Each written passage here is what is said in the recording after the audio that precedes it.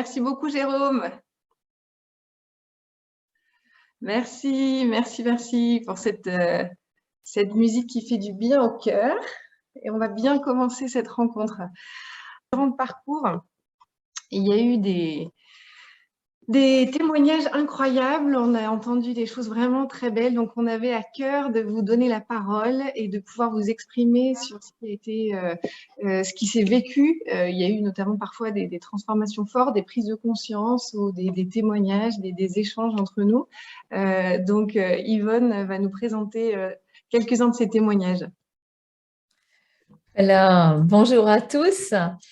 Alors, nous allons d'abord en Colombie, en Amérique latine, pour entendre Germán, ce qu'il a vécu pendant ce parcours.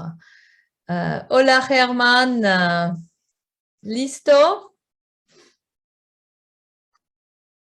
Gracias a todos y buen día. Me pidieron que diera un testimonio de uno de los trabajos que hicimos, particularmente en el último encuentro. Tiene que ver especialmente con la palabra sobriedad que fue propuesta en una de las últimas preguntas de reflexión.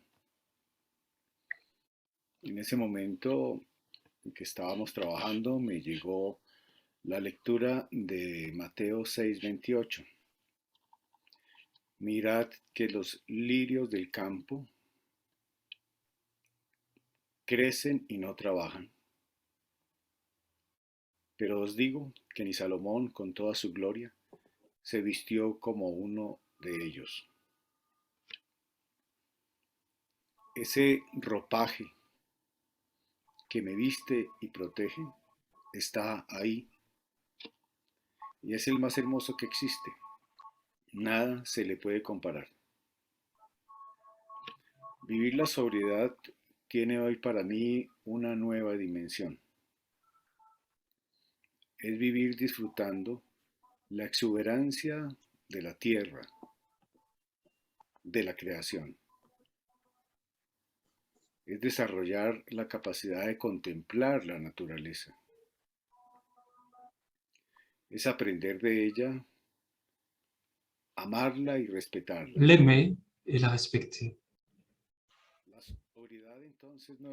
La sobriété, ce n'est pas vivre avec des carences. Non, c'est le contraire. C'est vraiment reconnaître toute la richesse dont nous disposons et qui nous est donnée de manière gratuite. J'ai découvert il y a déjà quelques années que voyager en voiture m'amenait plus vite et plus loin. Mais marcher me permettait d'être en contact beaucoup plus proche et direct avec ceux qui m'entourent.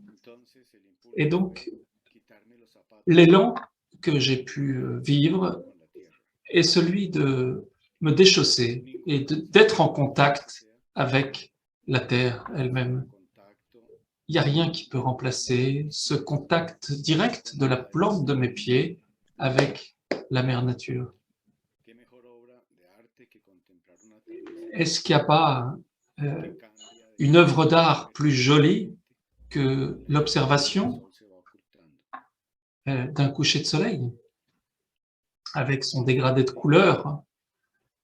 Il y a quelques années, j'ai découvert que le côté ostentatoire était finalement une expression de la violence vis-à-vis de ceux qui ont moins, et en particulier dans un pays comme la Colombie, où malheureusement, c'est un des pays avec le plus d'inégalités.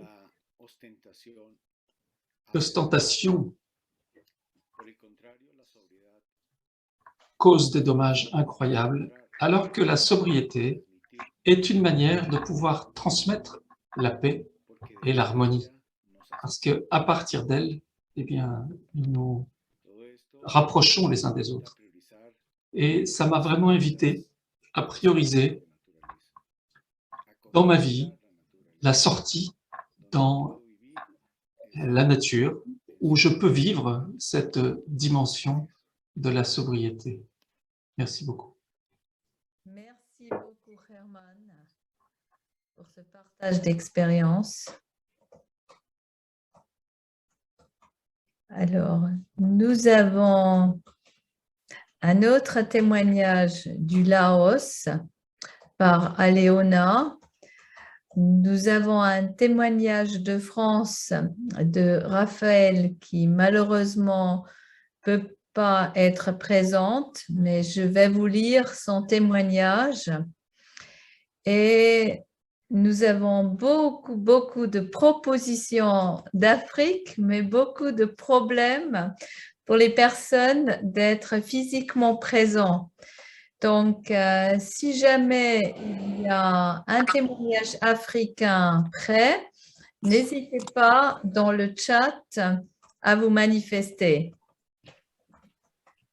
En attendant, j'invite Aléona à nous partager son témoignage. Aléona, are you here? Are you ready? I will be ready. Okay, so good evening, everyone. My name is Aliona. I'm from the Philippines, but currently I'm in Laos. I'm taking care of the Young Life Center in Laos. I think one of the realization I had during this co-live sharing is that the importance of living simple. I think since I arrived here in Laos, it was a big shift for me. C'était un grand changement pour moi parce que je viens de Manille, qui est une très grande ville. Et là, j'arrive dans une petite ville. Ils ont beaucoup, il n'y a pas de fast-food, de McDo et compagnie. Il y a très peu de grands magasins. Il y a très peu de trafic. C'était extrêmement différent et la vie est très lente. Et j'ai pris conscience que j'ai été béni d'être dans ce type de situation parce que je suis plus exposé. Je mange la nourriture que je prépare moi-même ou que les gens ici préparent. Je peux aussi vivre cette simplicité de la vie et je suis très proche de la nature. J'apprends énormément des Laotiens parce qu'ils utilisent les ressources de la nature.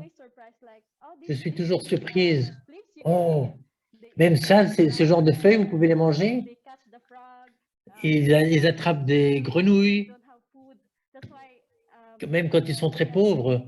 Et donc, pendant la pandémie, beaucoup de personnes ont pu survivre parce que il y a beaucoup de choses qui sont données par la nature. Et ça me fait prendre conscience que bien que je vienne d'une grande ville, j'avais perdu ces choses-là, j'avais perdu l'habitude d'être proche de la nature. Mais là, maintenant que je suis au Laos, j'ai pu me rapprocher, vivre cela, la beauté de la nature et l'abondance de la nature. Et je suis pleine d'actions de grâce que j'ai pu avoir cette expérience au Laos.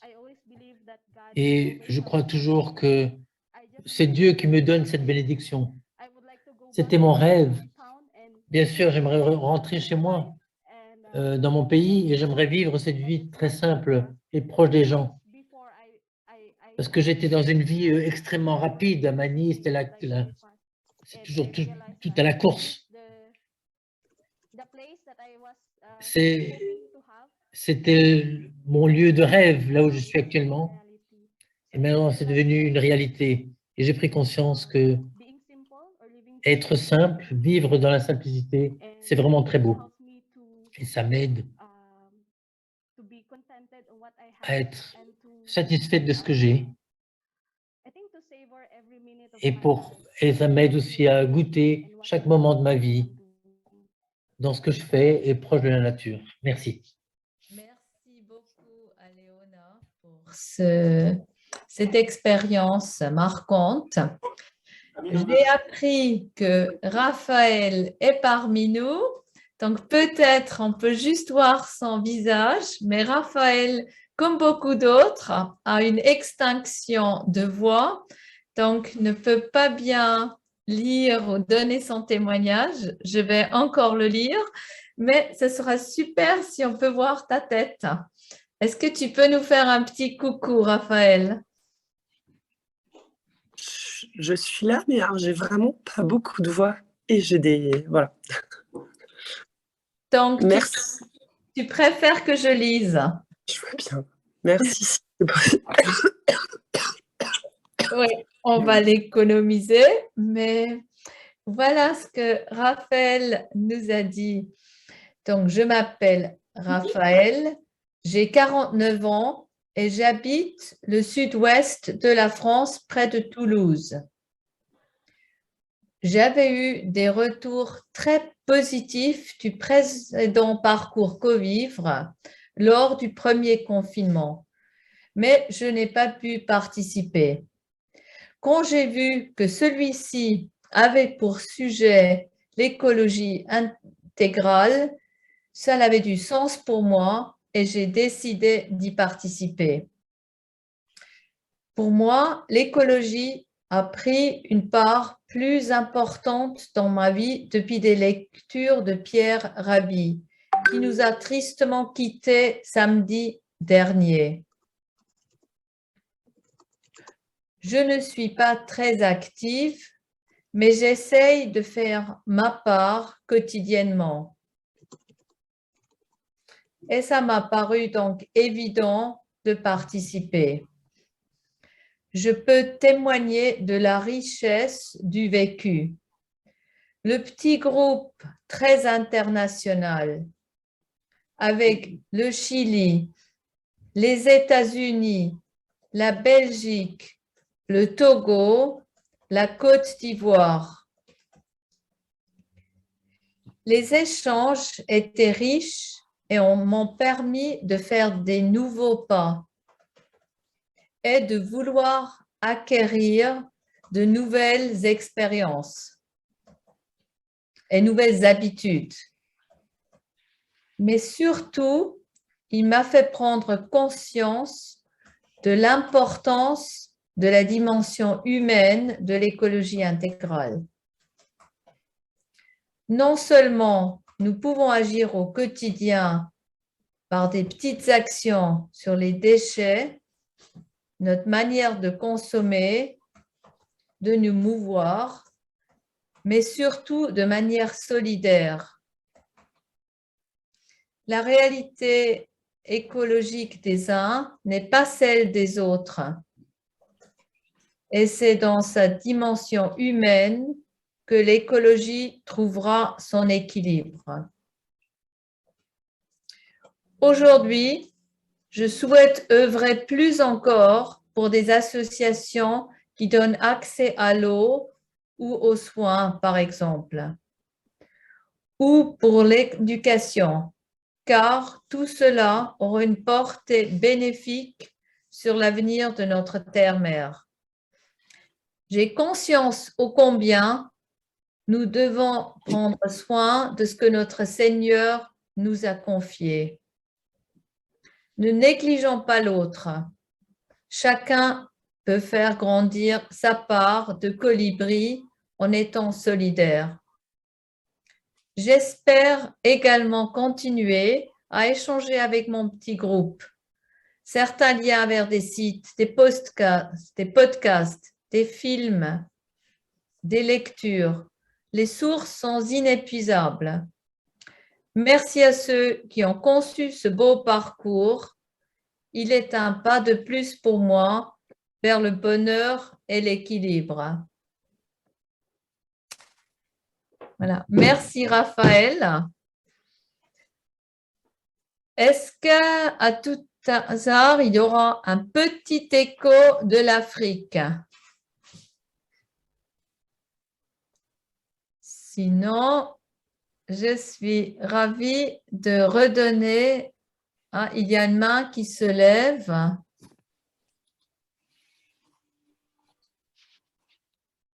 Bon, peut-être pas. Je redonne donc la parole à Cécile pour la suite. Merci beaucoup, Yvonne. Merci à tous ceux qui ont témoigné. N'hésitez pas au cours de la rencontre, on donnera d'autres espaces pour pouvoir partager tout ce qui s'est passé pour vous durant le parcours. Alors, il est temps maintenant d'accueillir nos invités du jour. Donc, je suis ravie de vous présenter Elena et Esther. Alors, Benoît s'excuse, Benoît Akaoui avait très envie d'être parmi nous. Malheureusement, une urgence familiale et aussi une extinction de voix fera qu'il ne va pas pouvoir être avec nous, parmi nous ce soir, aujourd'hui, enfin, dépendant, en tout cas aujourd'hui. Donc, je vais donner la parole à Elena et Esther. Donc, je vais les laisser se présenter. En tout cas, on est très heureux de pouvoir donner la parole à des acteurs qui vivent l'écologie intégrale au quotidien dans leur travail. Et on est très honorés qu'elles puissent nous donner leur témoignage. Donc, merci d'accueillir Elena Lassida. À toi, Elena. Bonjour, merci Cécile, bonjour à tous et merci voilà, de cette invitation. Je suis très contente de pouvoir participer encore une fois, je dirais, à une rencontre de Fondatio. J'ai eu l'occasion dans le passé de participer à différents types d'aventures. Je trouve que Fondatio espère en aventure et je vois qu'à nouveau, et avec ce parcours que j'ai eu l'occasion de découvrir grâce à cette invitation, et encore une fois, vous mettez en application cette capacité de relier et de relier justement autour de ce thème qui me tient très à cœur, qui est l'écologie intégrale, et qui, je pense que le fait de créer des liens entre ceux qui sont éloignés et séparés, c'est quelque chose qui identifie l'écologie intégrale, et de ce que j'ai compris, c'est ce que vous faites à travers ce parcours. Donc, je vous dis bravo et merci de m'associer à cette aventure. Alors, voilà, je vais partager mon écran. Elena, excuse-moi, je suis désolée de te couper. Les traducteurs me font signe qu'ils ont, si tu veux parler un tout petit peu moins vite. Oui, c'est vrai. Tu parles tellement bien français que… J'avais perçu que tout le monde parlait très lentement et j'ai dit, voilà, c'est des gens qui ont l'habitude de se faire traduire, et j'avais l'intention de parler lentement et voilà, je suis partie comme un TGV. Merci beaucoup, merci Elena. Ok, donc voilà. Je vais partager mon écran, comme ça c'est plus facile de suivre. Donc, voilà. Donc, l'idée, c'était de pouvoir vous dire en quelques mots un petit peu quelques réflexions sur l'écologie intégrale. Alors, juste parce que je ne me suis pas présentée, Cécile, tu m'avais demandé, je suis professeure à l'Institut catholique de Paris, professeure d'économie et d'économie solidaire, mais j'ai beaucoup travaillé sur l'écologie intégrale et sur Laudato Si dans le cadre d'une mission à la Conférence des évêques de France. Donc, voilà, c'est un petit peu à partir de là, si vous voulez, que je partage quelques réflexions avec vous aujourd'hui. Donc, voilà, très rapidement, pour vous dire ce qui pour moi serait un peu l'essentiel autour de ce mot d'écologie intégrale, je dirais premièrement pour moi c'est une révolution. Je vais vous dire rapidement pourquoi, et c'est une invitation à faire la révolution. Et donc du coup si on parle des révolutions, ça veut dire qu'il faut du changement. Donc je vais souligner 3 déplacements, 3 changements, et puis évoquer à la fin une initiative à laquelle j'ai eu l'occasion de participer plus directement, que c'est le label Église verte, que c'est une initiative qu'on a mis en place en France. Donc, voilà, je disais une révolution parce que c'est en lien, je pense que vous l'avez déjà bien évoqué avec l'encyclique Laudato Si du pape François. Et donc, voilà, c'est, comme vous savez, une encyclique qui a été publiée en 2015, juste avant la COP 21. Et donc, c'est pour ça que je dis c'est une encyclique historique qui est apparue dans ce moment historique.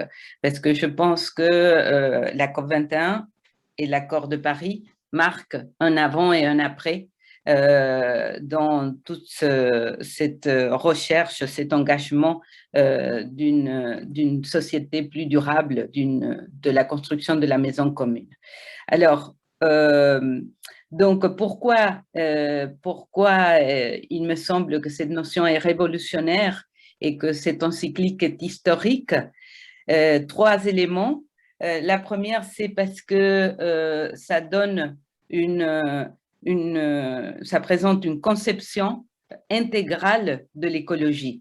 Quand on parle d'écologie, très souvent, on pense en premier à l'environnement, à la terre, à la biodiversité, à la pollution de l'air, et donc à tous les éléments qui sont directement en lien avec la nature. Et ce que l'écologie intégrale dit, c'est que l'écologie n'est pas uniquement une question qui concerne la gestion des ressources naturelles, mais qu'elle est aussi une question qui concerne l'humain, donc le social, la dimension sociale et humaine, qu'elle concerne également la dimension sociétale, c'est-à-dire la manière de faire société ensemble, donc la politique, l'économie, et qu'elle concerne également la dimension spirituelle, c'est-à-dire notre rapport à Dieu. Donc une approche de l'écologie qui est intégrale. Ensuite, parce qu'elle met au centre de l'existence l'idée de relation. On a l'habitude de penser la vie et l'existence avant tout à travers l'accès aux biens. Pour vivre, il faut pouvoir manger, il faut pouvoir se loger, il faut pouvoir travailler. Donc, c'est toujours l'accès aux biens. Et l'écologie intégrale nous dit que ce qui est avant tout essentiel pour vivre, c'est la relation. Et donc, il va parler de 4 types de relations qui sont également à relier entre elles. La relation à soi, la relation aux autres, la relation à la nature et la relation à Dieu. Donc voilà, deuxième élément, cette idée de mettre la relation au centre de l'existence. Et troisième idée, qui pour moi est liée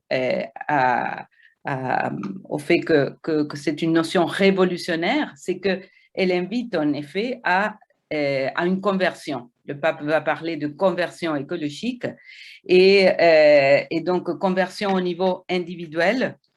Et donc, elle invite à un changement dans des modes de vie, des styles de vie, et en parlant beaucoup de la sobriété. Tout à l'heure, Herman parlait beaucoup de sobriété, et Aliona aussi, elle parlait de simplicité. Voilà des mots qui sont en lien avec le changement de mode de vie. La sobriété est pensée non uniquement comme réduction, comme privation, mais plutôt comme liberté, le fait de ne pas être esclave des biens. Une conversion aussi au niveau collectif, et donc l'invitation à redéfinir ce que c'est le progrès non pas pensé comme croissance économique, mais le progrès pensé plutôt comme bien vivre ensemble. Et enfin, une invitation à habiter la terre. La terre qu'en général, on la conçoit comme matière à utiliser, à exploiter. Voilà, et cette invitation plutôt à penser la terre comme un lieu d'habitation, comme une maison commune. Voilà pourquoi je pense très rapidement que cette notion d'écologie intégrale est révolutionnaire. Elle invite à un changement, comme dit le pape également, de paradigme, c'est-à-dire de manière de penser et de vivre dans le monde. Alors, à partir de là, trois déplacements que je présente avec ces trois expressions. Tout est lié, c'est une petite phrase expression qui revient souvent dans l'encyclique, tout est lié, tout est donné et tout est fragile. Et donc, je pense que voilà, le lien, le don et la fragilité sont trois éléments clés de l'écologie intégrale. Et chacune de ces éléments invite à un changement, à un déplacement majeur. Tout est lié parce que, je l'ai déjà un petit peu dit, c'est invitation à déplacer la vie comme penser avant tout comme accès aux biens, le fait de pouvoir avoir et disposer des biens qui nous permettent de vivre bien, à penser plutôt la vie en termes de qualité relationnelle, de pouvoir dire ce qui nous fait vivre, c'est la qualité de nos relations. Voilà, premier déplacement. Deuxième déplacement lié au tout est donné, et donc l'idée de dire que il faut plutôt qu'être tout le temps à penser l'efficacité de nos actions, ce qui est utile, on se pose même dans les actions de solidarité tout le temps, à quoi ça sert, est-ce que c'est utile ce que je fais, d'apprendre à accueillir l'inattendu, d'apprendre à recevoir ce qui nous est donné et qui n'est pas le fruit de notre volonté ou de notre compétence. Donc voilà, tout est donné. Et ensuite, enfin, par rapport à tout est fragile, de penser toujours nos actions en termes de fabrication, en termes de reproduction, en termes de pouvoir faire ce qu'on connaît déjà, et à penser plutôt la création. La création, c'est justement faire naître le radicalement nouveau.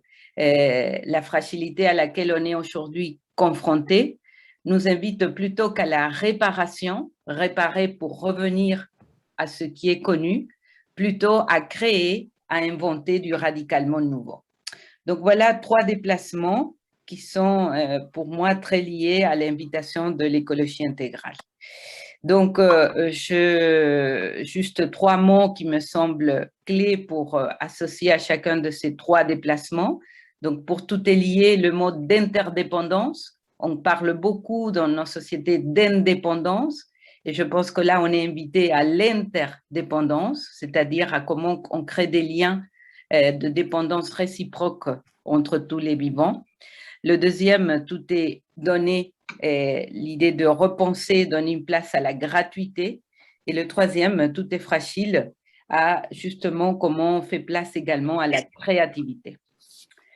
Voilà 3 mots clés pour creuser l'écologie intégrale. Et puis, donc, je finis avec une initiative. Je disais, c'est cette initiative qu'on a mis en place en France au niveau national, qu'on a appelée Église verte. Alors, on l'a appelé un label. C'est en fait un outil pour aider les communautés. On a pensé en premier aux communautés paroissiales, un outil pour que les communautés puissent identifier les différentes dimensions dans lesquelles ils peuvent justement mettre en place une conversion écologique. Et donc, ça passe par un questionnaire que sur les différentes dimensions d'une vie en communauté va interroger justement sur la manière de pouvoir introduire des modes de vie plus écologiques dans le sens d'écologie intégrale. Alors, on vient de lancer l'application de cet outil Église verte pour les jeunes, et autant pour les jeunes collégiens et lycéens, c'est ce qu'on appelle le pôle d'Église verte, et que pour les jeunes, des jeunes adultes. Alors, je ne sais pas si j'ai encore le temps, parce que je pense que j'ai… Si, Elena, tu as tout le temps. D'accord. Donc, je vais juste passer une petite vidéo qui apparaît qui est sur le site, qui présente en 2 minutes Église verte pour les jeunes, donc qui me semble peut être plus intéressant. S'il y a du son, il faut bien cocher la case « Partager le son » au moment de partager l'écran. Oui. Alors oui, c'est ça. C'est bon? Alors là, il faut que tu arrêtes de partager et que tu repartages à nouveau en cliquant sur partager le son. Ah, d'accord. Ok. Non.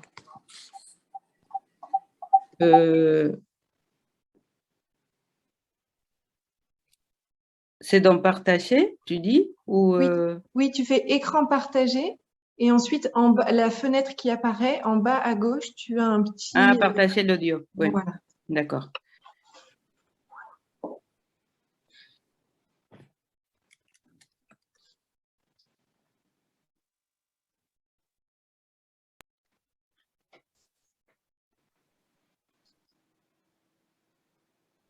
Connaissez Église verte? C'est un label qui a été créé par des chrétiens, des catholiques, des protestants, des orthodoxes ensemble pour aider leur communauté à devenir plus respectueuse de leur planète. Ils donnent plein de pistes pour aider à mieux accueillir la planète, la création, comme un don de Dieu dans la foi. Pour dire nos terrains paroissiaux. Pour vivre de manière plus responsable. Pour économiser l'énergie dans nos locaux. Et pour s'engager avec d'autres pour plus de justice et d'écologie. Les paroisses qui se lancent dans cette démarche choisissent des pas qui les feront avancer et progressent peu à peu dans les niveaux de ce label. Beaucoup se sont déjà lancés aux 4 coins de la France. Et les groupes de jeunes ont maintenant leur propre outil pour les rejoindre. C'est ce qu'on propose avec Pollen d'Église verte pour les collégiens et les lycéens.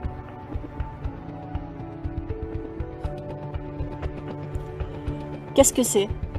Pollen d'Église verte, c'est un parcours sur l'année qui vous permet de réfléchir sur la manière dont vous vivez avec votre groupe, mouvement, aumônerie. Quelle attention à la création dans la manière de manger, de vous déplacer, de vivre vos activités. Il vous propose ensuite d'agir concrètement en changeant quelques habitudes dans votre groupe lors de vos réunions. Enfin, vous serez invité à partager avec les adultes de votre paroisse pour aller plus loin avec eux. Comme ça, les plus jeunes deviennent eux aussi moteurs du changement et tirent les paroissiens avec eux. Comme ça, vous devenez le pollen qui va faire fructifier des projets au-delà de votre groupe. Alors, prêt à relever le défi?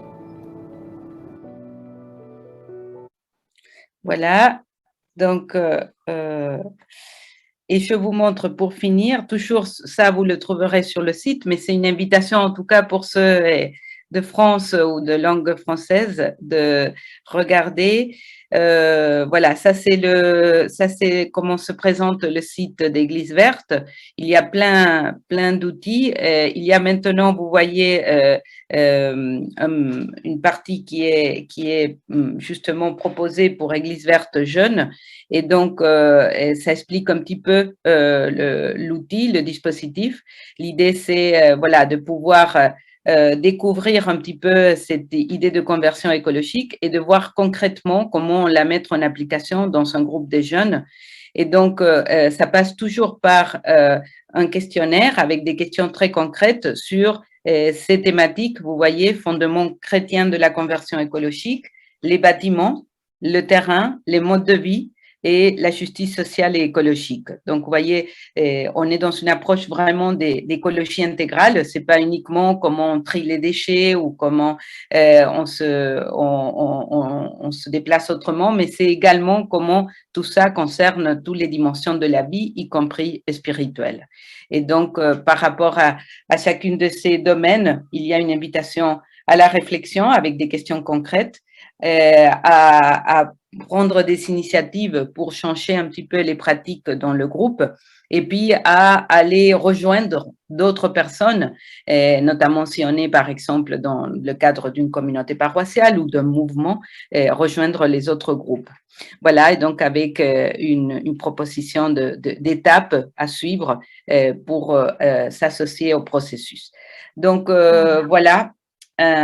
Très rapidement, un petit peu une initiative concrète mise en place au niveau national qui essaye de justement aider à accompagner les chrétiens, qu'ils soient en paroisse, qu'ils soient jeunes, qu'ils soient dans des congrégations, dans des monastères, dans des associations, qu'ils puissent s'associer justement à cette démarche de conversion écologique. Voilà, merci. Très bien.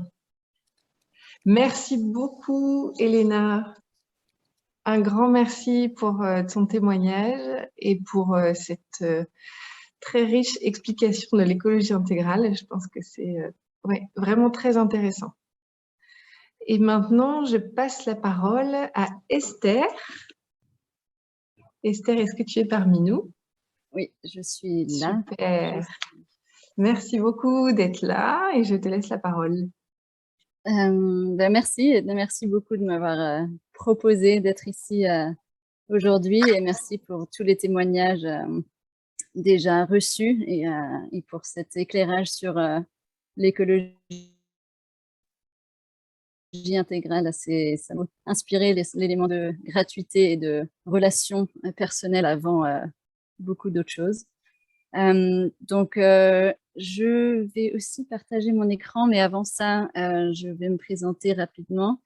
Je suis Esther, je suis la fille d'Yvonne et de Patrick ici présents aujourd'hui. J'habite au Kenya, en Afrique de l'Est, où je suis actuellement.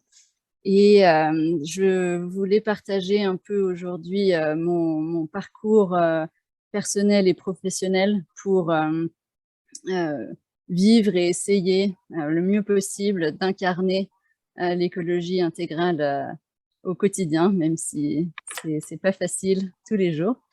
Donc, merci beaucoup de m'avoir invitée. Je vais partager mon écran. Voilà.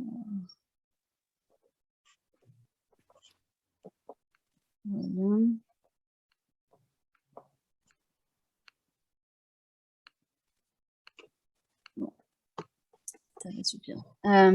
Et voilà, donc, comme je disais, je suis Esther. J'ai eu la chance d'avoir un super petit groupe aussi pendant le parcours co-vivre et ça m'a vraiment fait beaucoup de bien de partager avec des personnes aux quatre coins du monde et de méditer, de prendre le temps de méditer sur la nature et les enjeux et les actions qui sont possibles.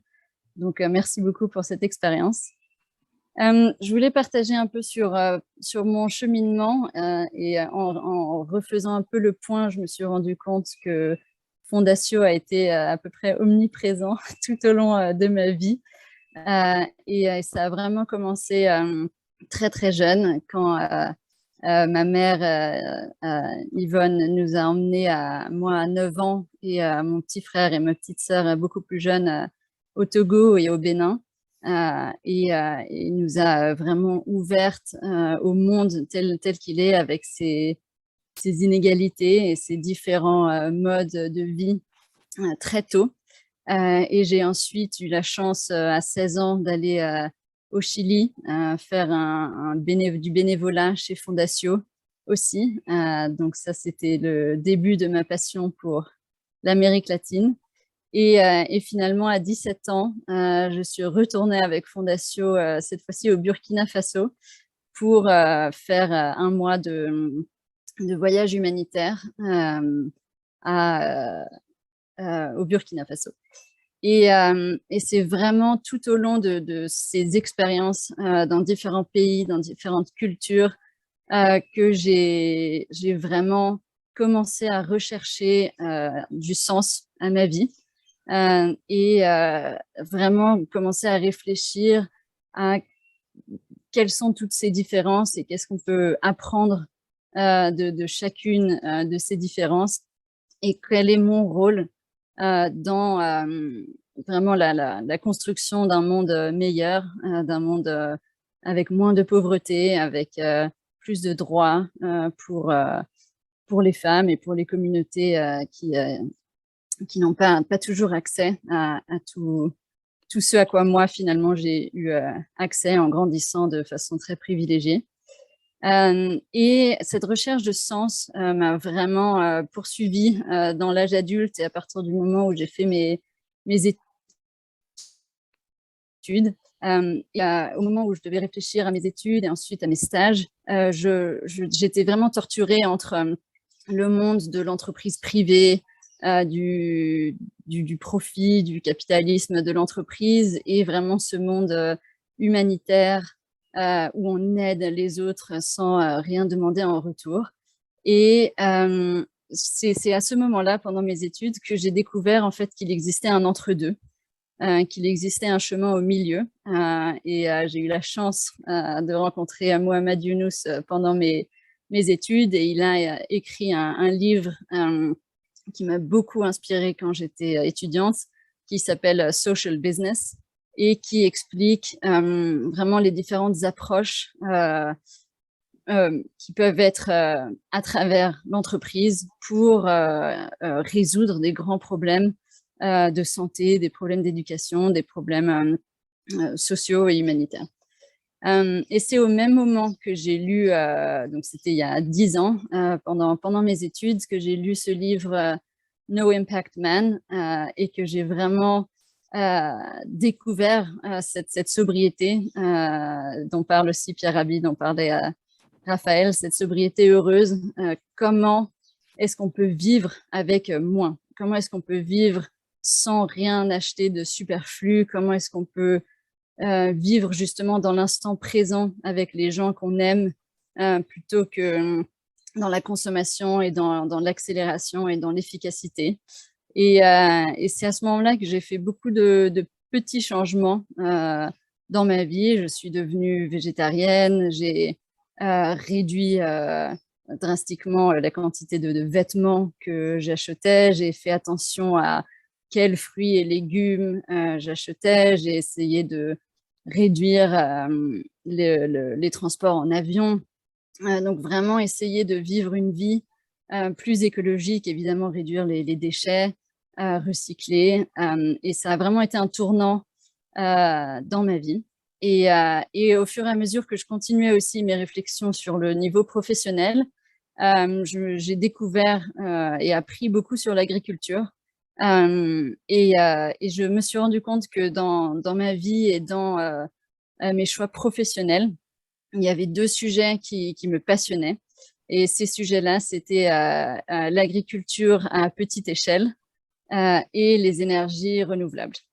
Et la raison pour laquelle ces sujets-là me passionnent, c'est que l'agriculture intensive et les énergies fossiles sont les plus grands contributeurs au changement climatique aujourd'hui.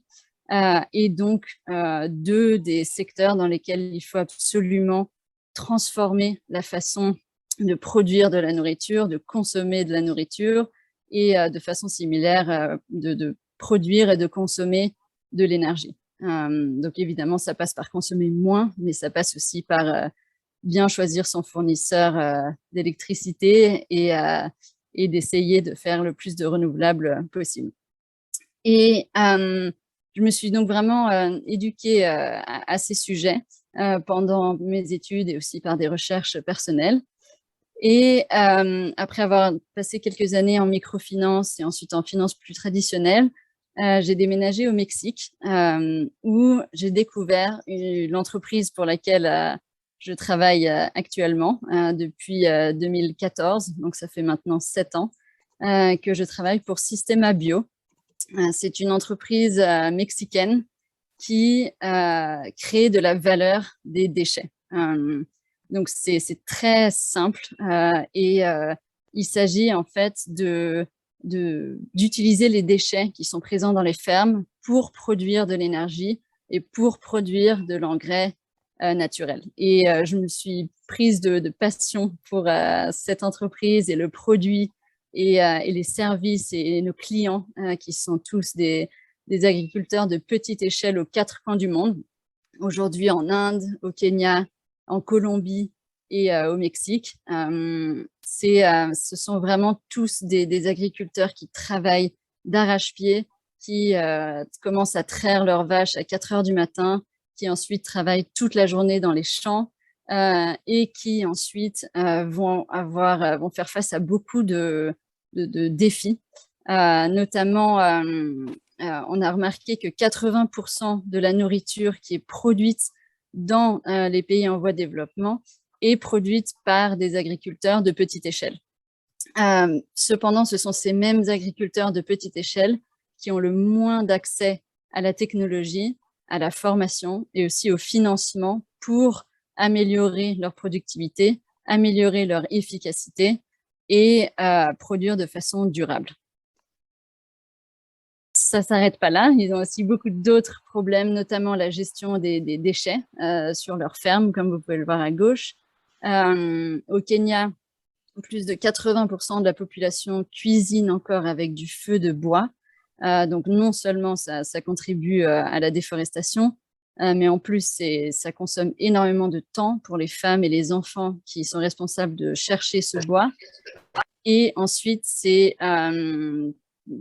tout le monde qui a déjà cuisiné avec du bois sait que ça dégage énormément de fumée et sur le long terme, ça a vraiment un effet très négatif sur les poumons des femmes et des enfants qui tombent malades à force de cuisiner dans la fumée. Donc, c'est vraiment très, très, très mauvais et c'est vraiment un handicap très fort au développement et à la construction et au empowerment, je ne sais plus comment dire en français, des femmes dans les communautés.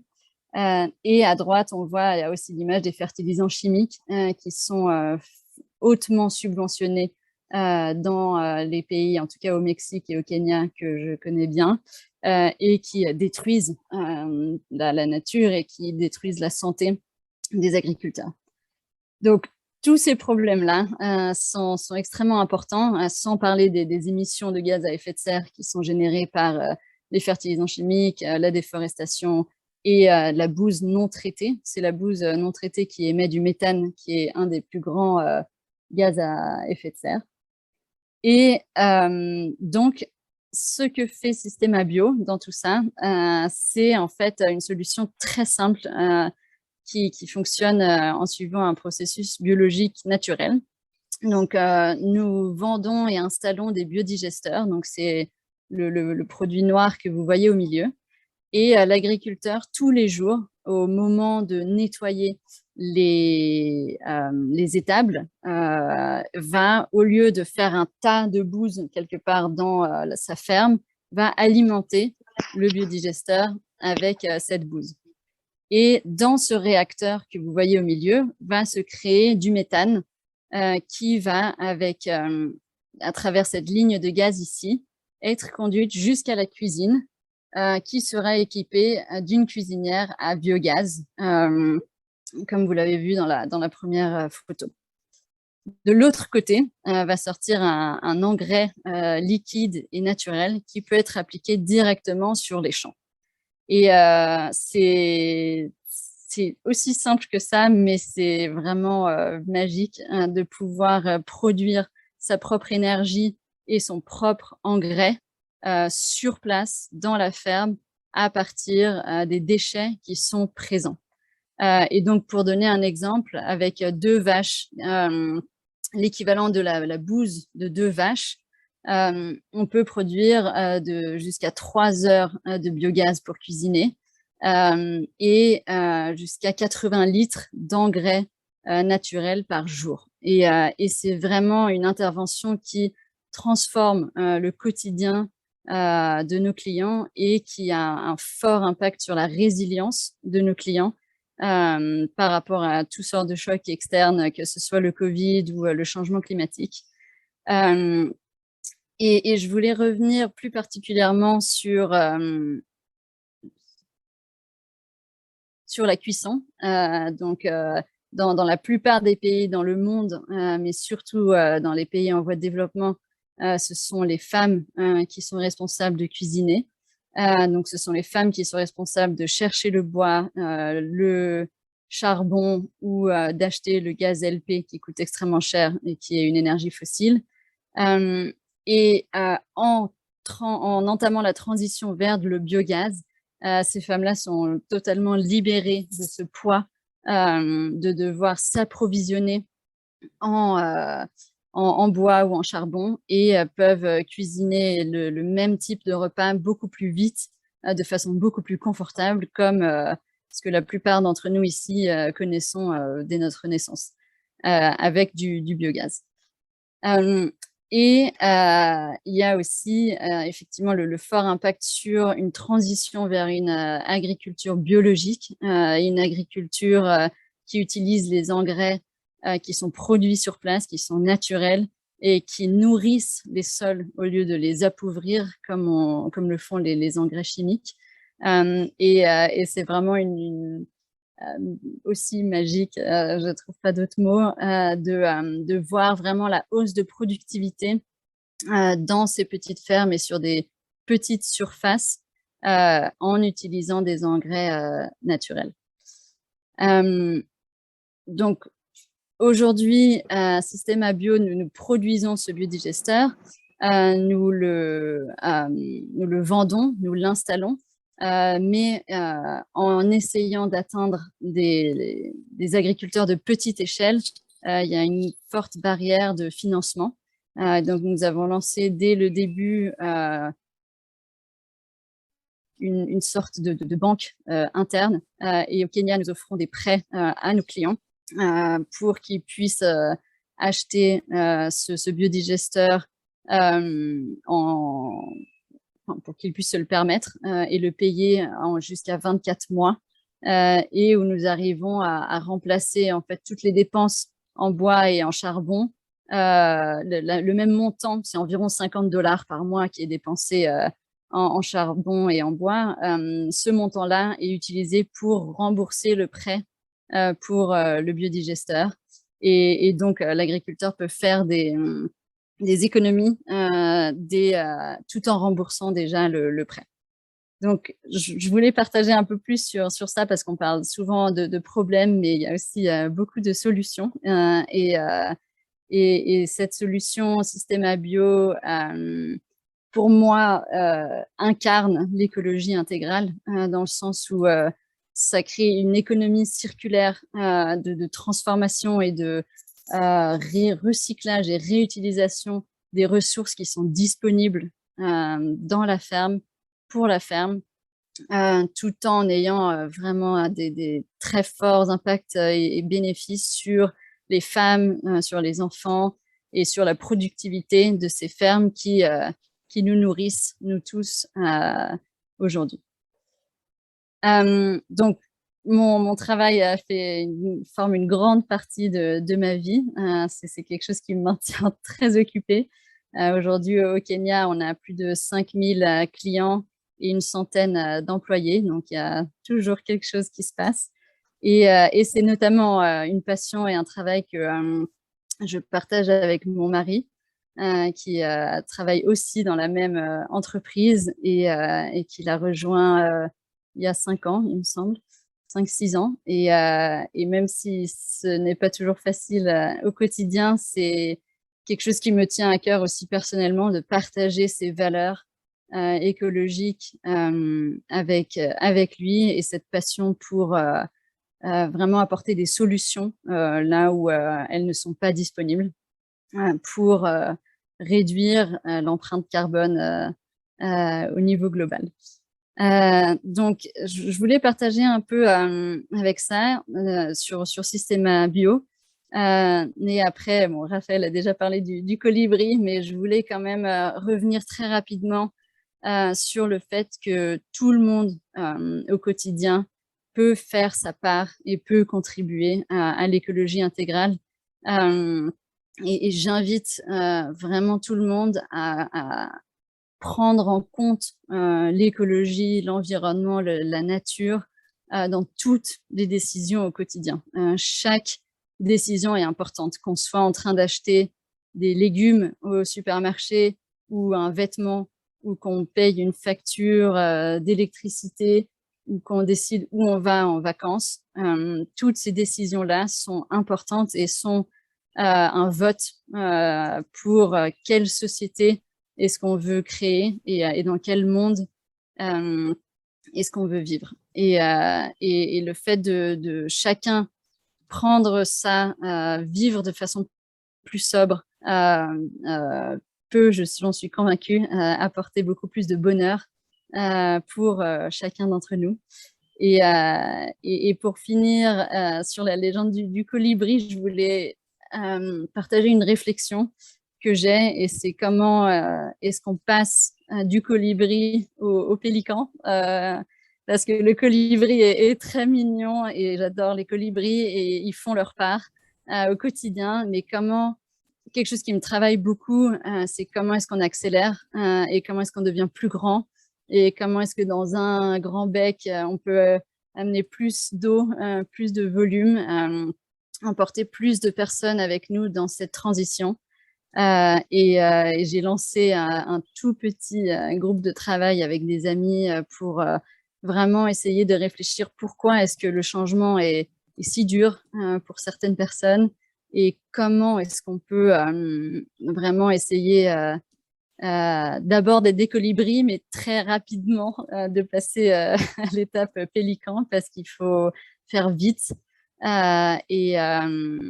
Et en parlant, juste pour finir sur la métaphore des animaux, pour tous ceux qui sont en France, je vous encourage vraiment à aller voir le film de Cyril Dion qui s'appelle Animal, qui est au cinéma en ce moment. Cyril Dion a beaucoup travaillé avec Pierre Rabhi et quelqu'un qui m'inspire beaucoup. Et il vient de sortir son film Animal après avoir son autre film qui s'appelait Demain. Donc, je vous encourage vraiment d'aller le voir au cinéma. Et voilà, c'est tout pour moi. Merci. Merci beaucoup, beaucoup, Esther, pour ton témoignage très, très inspirant. Un grand merci à toutes les deux, Esther et Elena. Vraiment, vous nous avez vraiment inspiré, donné de l'espoir, et en même temps parlé beaucoup, enfin vous avez montré ce qu'était l'écologie intégrale, à la fois sur la théorie et la pratique, donc très inspirant. Je vous propose maintenant de passer un temps de petits groupes où vous allez pouvoir échanger sur vos réactions à ces interventions, où vous allez pouvoir peut-être poser des questions, ou en tout cas partager vos questions, partager vos réflexions autour de ces réflexions, et finalement essayer de réfléchir à qu'est-ce que ça évoque en vous, quel est le colibri ou le pélican qui sommeille en vous, qu'est-ce que ça fait naître comme réflexion ou comme envie d'agir, à la fois personnellement, mais aussi dans Fondatio ou dans votre environnement de travail ou de famille. Donc voilà, donc vous allez avoir 20 minutes pour partager en petits groupes. Comme lors de la première plénière, on vous propose que ce soit une répartition de manière aléatoire. Donc, vous allez pouvoir découvrir qui est avec vous, et essayer de communiquer comme si vous alliez directement visiter un pays où on ne maîtrise pas forcément la langue, mais en tout cas, il y aura forcément quelqu'un pour vous aider. Donc voilà, on va lancer les petits groupes. Alors là, nous sommes... Donc voilà, n'hésitez pas. Alors, on va faire... donc, attention au temps. Donc, vous voyez, il est dans 20 minutes. Donc, on commence, il est 20, donc à 40, on revient dans la salle. Donc, voilà, merci beaucoup à tous et on se retrouve dans 20 minutes dans la plénière. Merci beaucoup à tous. Alors, j'espère que vos petits groupes se sont bien passés malgré voilà, les différences de langue, l'adaptation qu'il a fallu faire, mais je ne doute pas que ça a été néanmoins très riche. Donc là, on va vous inviter à remoncer à partager soit ce qui s'est passé dans vos petits groupes, soit des remarques, des questions par rapport aux intervenants. Alors, j'ai vu tout à l'heure que quelqu'un avait posé une question dans le chat en demandant si le label Église verte qu'a présenté Elena tout à l'heure existait dans des pays anglophones. Alors, ça existe en Angleterre et ça existe également en Suisse dans la partie francophone. Mais en tout cas, ça existe en anglais. Vous allez pouvoir, c'est le Green Church Label. Donc, vous pouvez trouver ça sur Internet. Donc, voilà. Donc, je vous propose, alors, soit à l'oral ou bien dans le chat, vous allez pouvoir… Est-ce que quelqu'un a envie de prendre la parole pour exprimer ce qui s'est passé dans le petit groupe ou dans le parcours?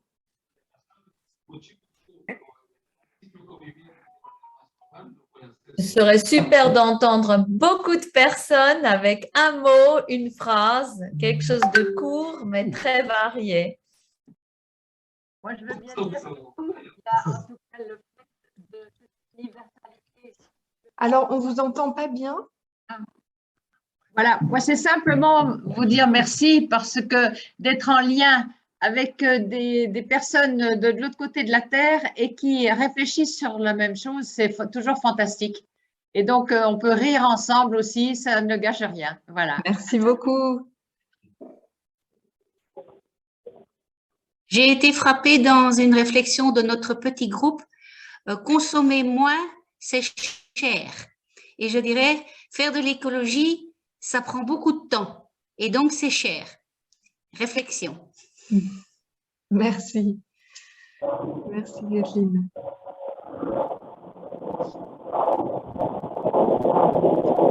Alors, moi, j'ai entendu, notamment en Amérique latine, mais en Afrique aussi, et on l'a entendu avec bien, la relation avec les plus pauvres et l'extrême pauvreté est questionnée, en fait.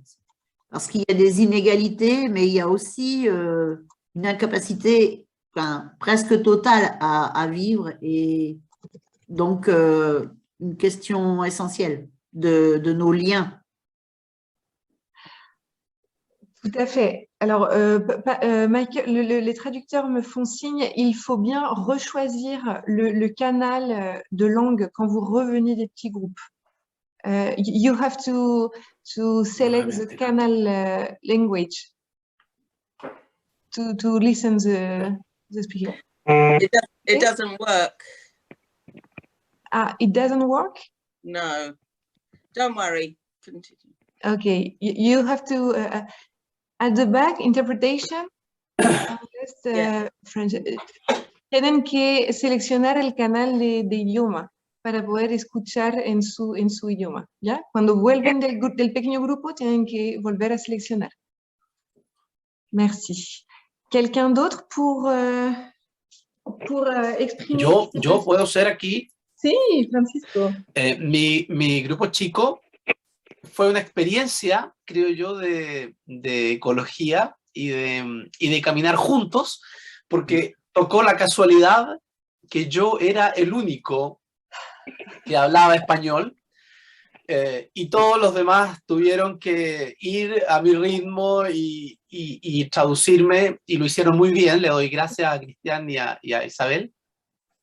Creo que la experiencia en sí misma me hizo reflexionar así rápidamente cómo avanzar juntos y no avanzar descoordinadamente por separado. Eso no. Muchas gracias, Francisco. Merci, Francisco. Quelqu'un d'autre? Comme je l'ai dit, on n'a pas eu l'occasion d'échanger, mais de nouveau, c'est une belle découverte de rencontrer le monde Fondatio, de découvrir de nouveaux pays comme le Ghana, comme la Bolivie. Et ça, c'est la richesse première que je tire en tous les cas de notre petit groupe. Merci beaucoup. Oui, quant à moi, je m'appelle Ina. Moi, je m'appelle Ina, je suis du Togo. donc fondateur de l'association Développement des ressources pour la coopération et l'entraide durable. Je suis très étonné de voir la façon dont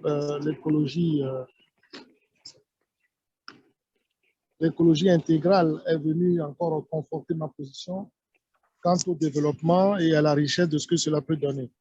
Et je remercie l'ensemble du groupe et j'espère que ça va continuer avec un partage assez large, surtout en permettant aussi à nous qui sommes dans des régions éloignées et de pouvoir avoir accès à ce que vous appelez le biodigesteur.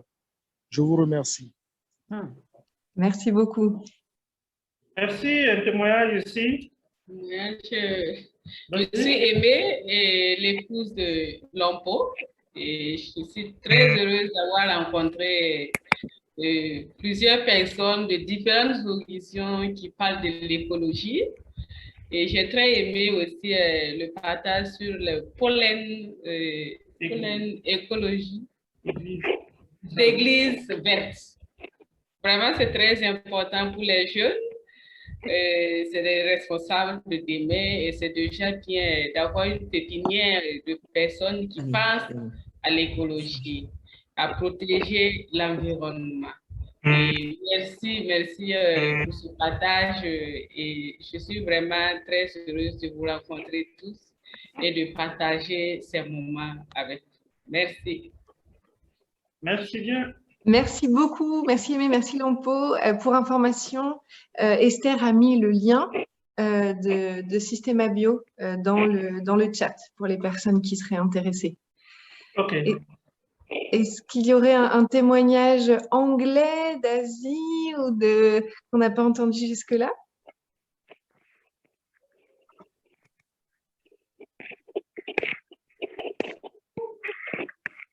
I just want to say that this journey connects us across the world and confirms us that we can live peacefully with the creation. En discussion, non? Pour les biodigesteurs, Esther, Systema Bio. Voilà. Merci beaucoup. Esther, Systema Bio. Quelqu'un d'autre souhaite, Oui, Oui.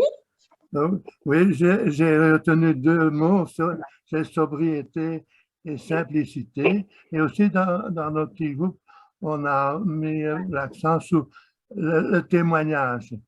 Témoigner de ce style nouveau que nous devons partager, parce que les gens n'aiment pas de changer.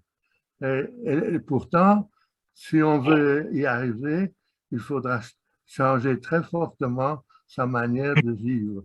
Et c'est en témoignant de ce nouveau partage que peut-être tout doucement, on amènera les autres à un style plus simple et plus sobre. Tout à fait. Tout à fait. Entièrement d'accord, Georges. Merci beaucoup. Pour Maëlle ici, pour rebondir sur ce que Georges vient d'évoquer, dans notre petit groupe aussi, on a évoqué ce besoin de témoignage et on a fortement apprécié les témoignages d'aujourd'hui et notamment, à la fois sur le côté opérationnel d'Esther et ce qu'on s'est dit aussi, c'est que les messages, ils étaient très clairs et simples et on a retenu l'interdépendance et pas juste l'indépendance au lieu de l'indépendance et de mettre la relation au centre.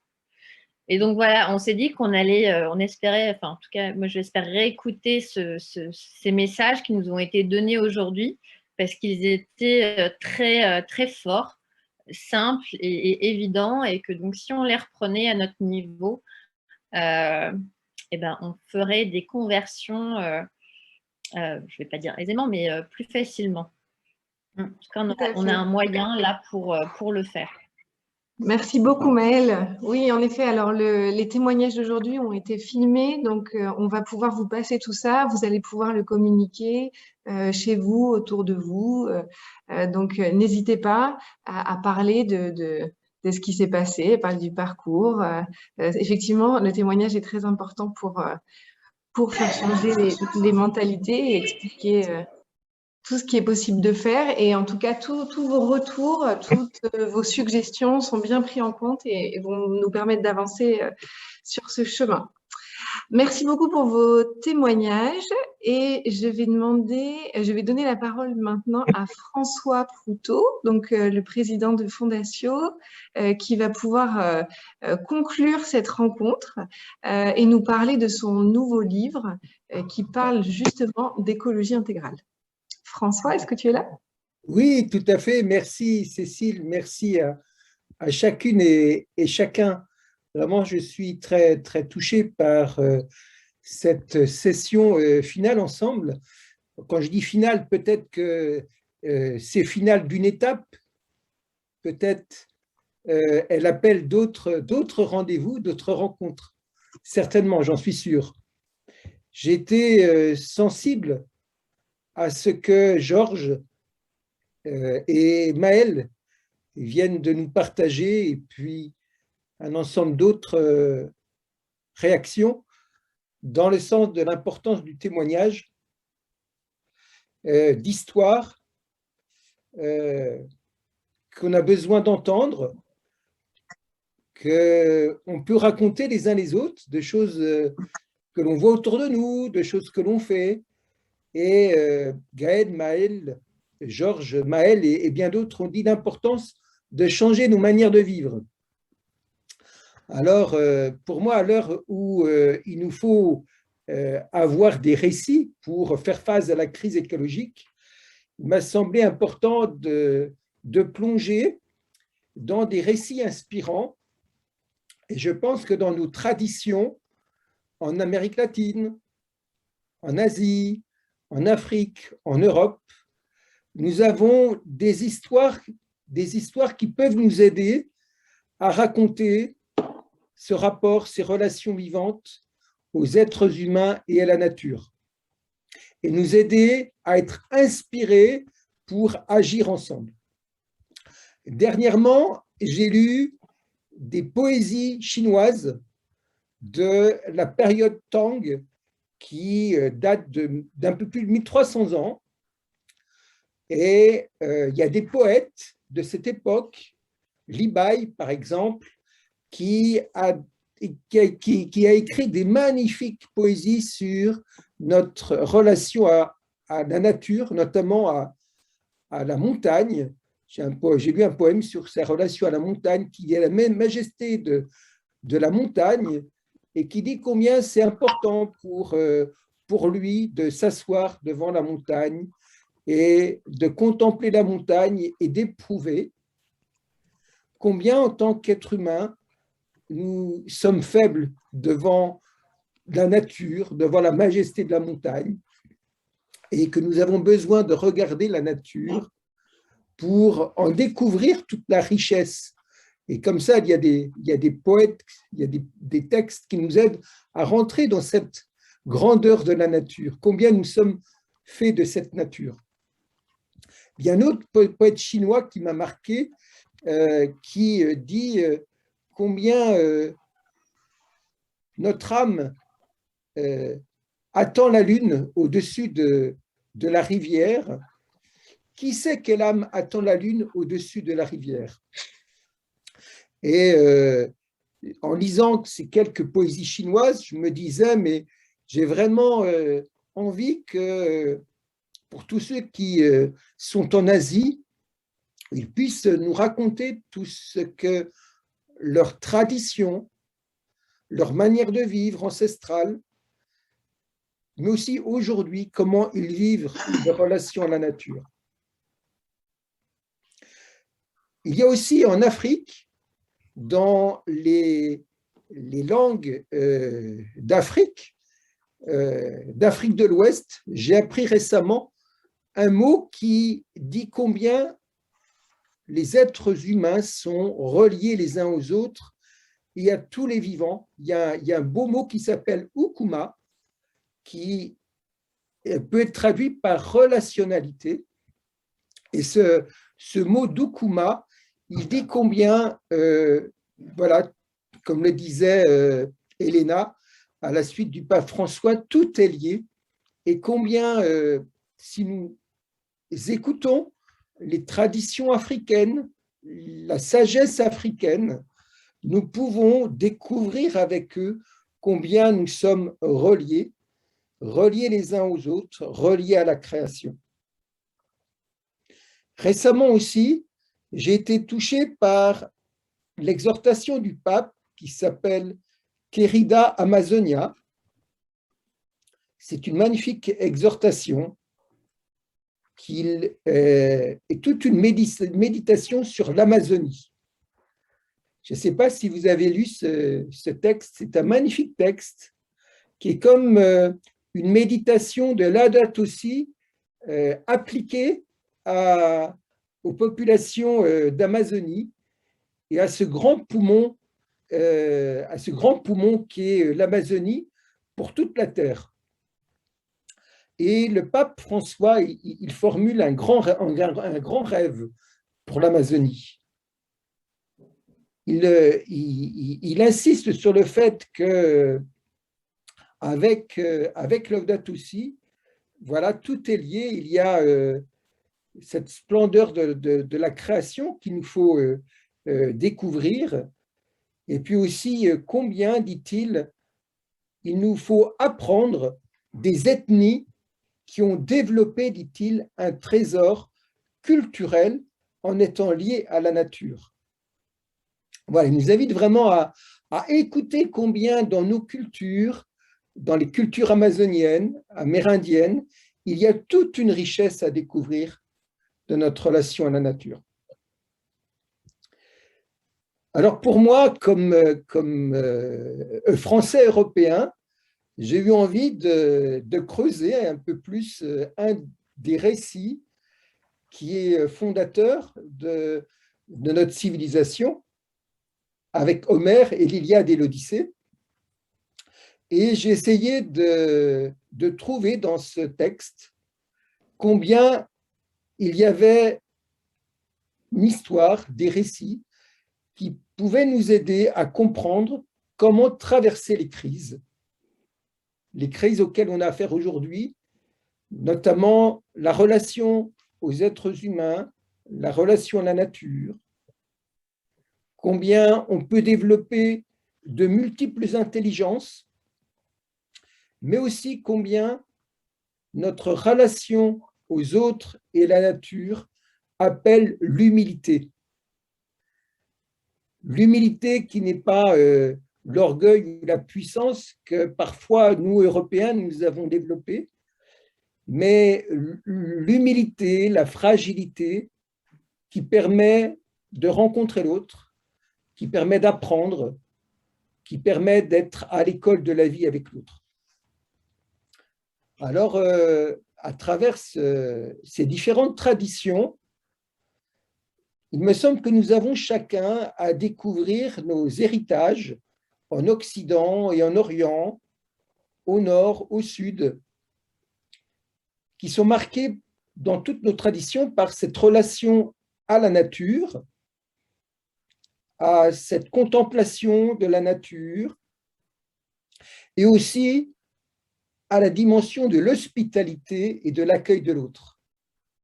J'ai eu la chance pendant toutes ces années comme président de Fondatio d'aller vous rencontrer là où vous vivez, et à chaque fois je suis touché par la manière dont nos traditions, nos cultures peuvent être riches d'inventivité, de créativité par rapport à l'hospitalité et à l'accueil de l'autre. Je pense que nous avons des trésors de richesse pour dire combien l'hospitalité, elle peut être divine. Nous pouvons être des messagers de cet amour de Dieu, de cet accueil de Dieu pour tout être, pour la création. En accueillant au dernier congrès de Fondatio notre but et notre vocation nouvellement, nous avons dit le but de Fondatio, c'est de construire un monde plus juste et plus humain.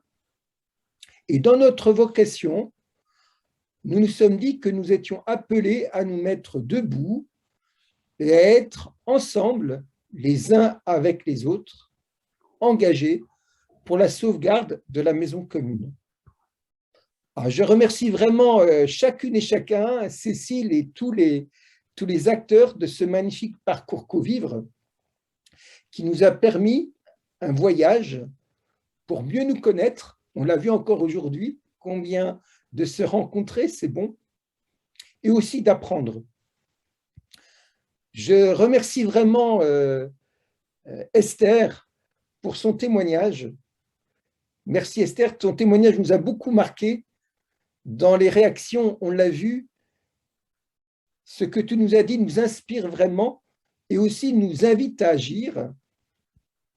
Tu nous as dit que tout le monde peut faire sa part. Tu nous as dit combien on pouvait être des colibris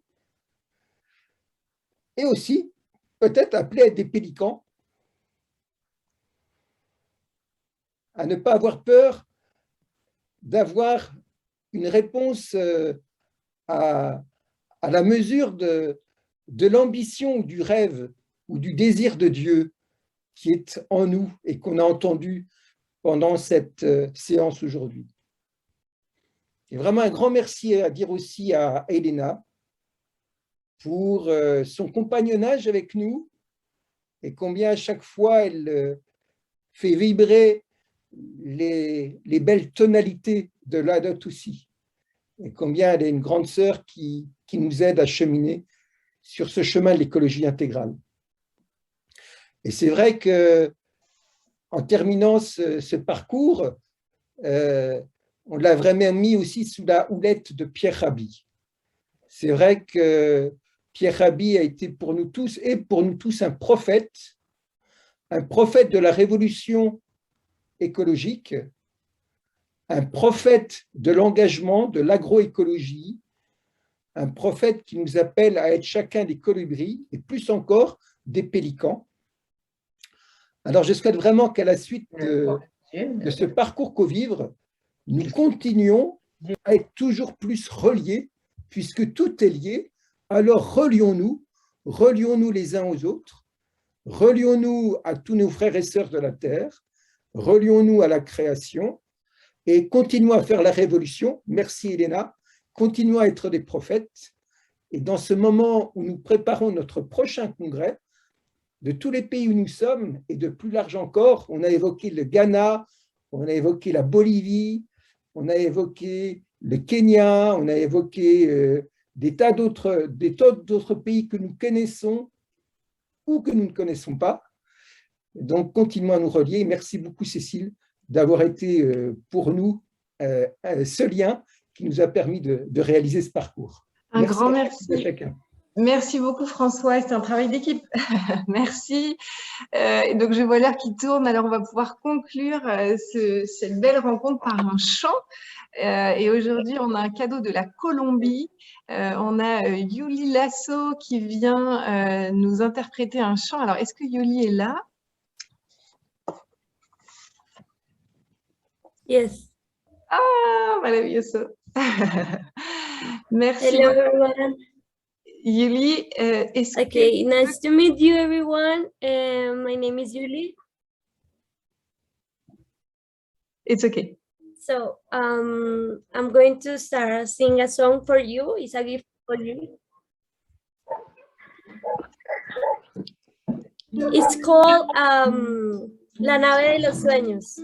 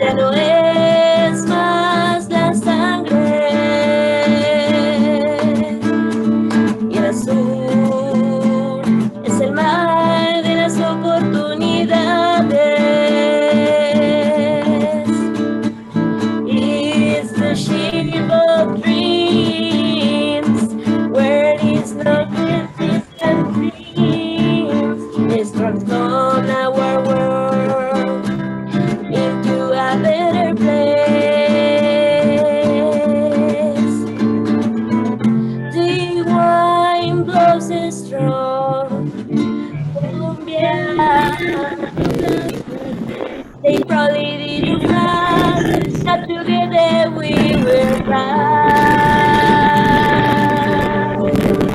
Esta nave de los sueños, donde no hay odios ni miedos, transformemos nuestro mundo en un mejor lugar. Although it is difficult to walk, it is our responsibility to value our home, and together be more brothers and sisters. Let's spread our faith and more love union. Is the ship of dreams, there is like hatred and greed. Let's transform our world into a better place. Let's transform our world into a reality.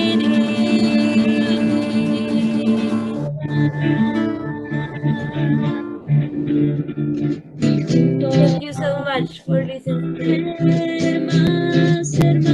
Merci beaucoup. Ah, je dois avoir encore le... Pardon. Voilà. Merci, un grand merci, Louli. Bravo, bravo, bravo. Merci beaucoup. Et c'est un chant de Yuli, c'est elle qui l'a écrit et qui c'est son travail de diplôme. Donc, un grand, grand, grand bravo. Yuli de Colombie. Merci à chacun. Excusez-nous pour le petit retard. C'est un sujet vraiment qui est tellement passionnant, qui nous prend du temps. Mais on était ravis de vous voir. Merci d'avoir participé au parcours. Merci de vous être connectés. Et à très vite. C'est bien sûr qu'un début. Et on va continuer à travailler l'écologie intégrale. Thank you so much to you. I hope to see you. Ciao Yuli. More and more and more. Donc merci à chacun et les projets concrets arrivent également. Yvonne, est-ce que tu veux rajouter quelque chose? Parfait. Vous souhaitez de monter vers Noël avec tout cet amour partagé et on garde en tête cette sobriété et simplicité et que le plus important, c'est les relations. C'est vraiment ça que je retire aussi pour cette période qui nous attend tous. Merci beaucoup à tout le monde, un grand merci et à très vite. Merci. Merci pour tout. Au revoir. Bonne soirée. Au revoir. Ciao. Au revoir, merci beaucoup. Merci à Nicolas et Michael. Chao, chao. Gracias por la organización. Hello, Jérôme. Feliz Navidad. Feliz Navidad. Gracias. Eso. Esperamos acá, lindo. Adiós. Salió ya, Chao a todos. Chao a todos. Muchas Chao, gracias. Pancho. Chao, chao, Raúl. Chao, Cecil. Chao, querida. Gerardo. Un abrazo. Linda conducción. Feliz de haberlo visto. Chao, Cecil. Gracias.